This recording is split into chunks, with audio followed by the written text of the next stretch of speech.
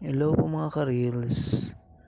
Ito po yung gawa ko ngayon ay chicken and beef pastry po. So, ang ginawa ko lang po dyan, yung nasa square na yan, yung laman po niyan is beef with minced beef, which is, tapos is yung medyo maliit na mahaba, chicken po siya. So, shredded chicken na may cheese din po. So, inubing ko lang po yan.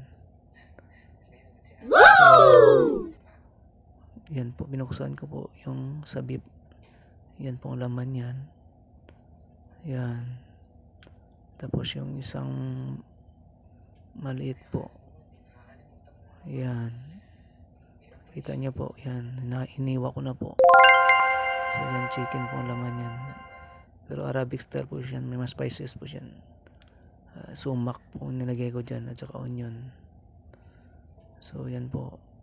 Serve ko po yan sa hapunan po nila. So, thank you for watching.